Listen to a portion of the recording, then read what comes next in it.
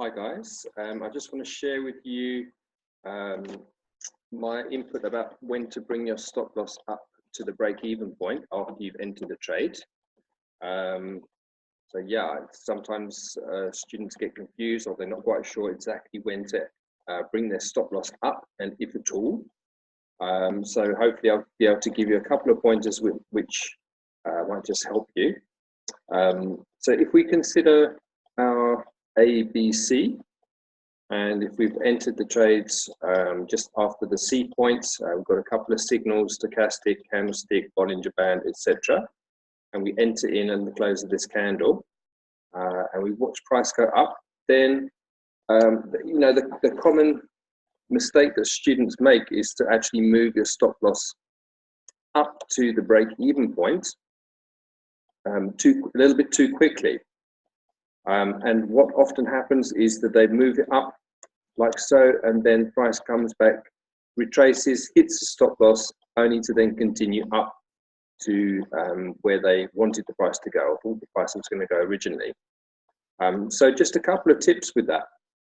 If you've got your stop loss obviously below your C point there, then just bear in mind that, you know, price can retrace back on a lower time frame up to the 61.8 fib.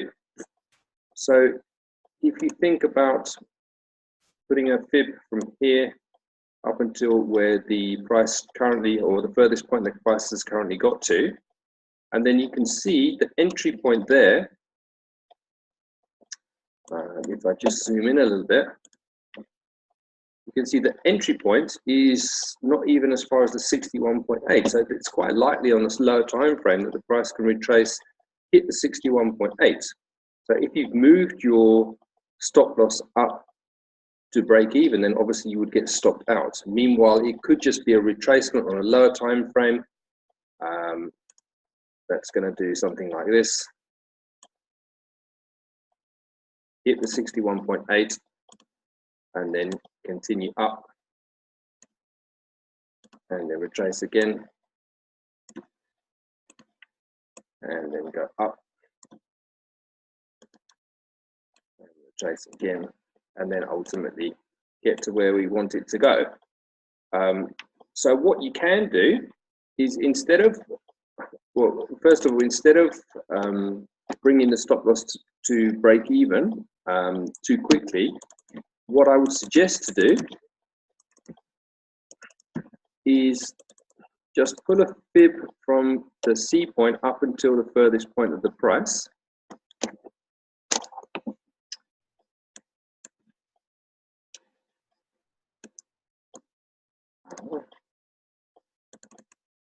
And then have a look at where your entry line is, and just see that the price has gone up. So the Fibonacci is at least on the 78.6. So you actually need it to be gone up that far, so that if it retraces to the 61.8, the price would be up like that. Then if it retraces to the 61.8 Fibonacci and your stop loss was at break even, then you're still safe. And then chances are it will go up to your take profit. So that's one way. Just to kind of recap that.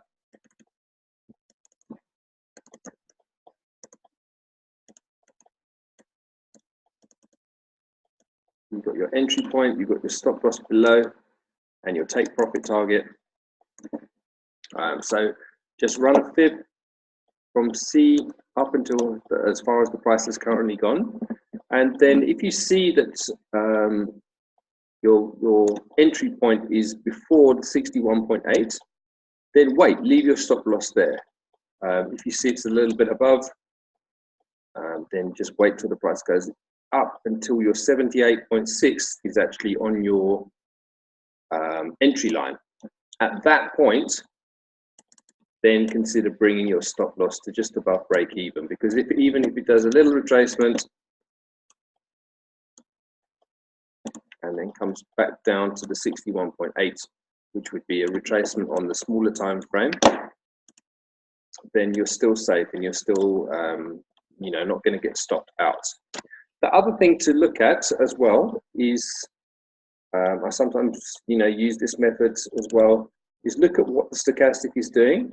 When the stochastic, the main line of the stochastic and also the other line of the stochastic gets to the overbought area or the oversold area, if you're selling, that's also a good time to move your stop loss to the break-even point, because the chances are, even if it does retrace, then the chances are that it will have moved up quite a long way before making that retracement.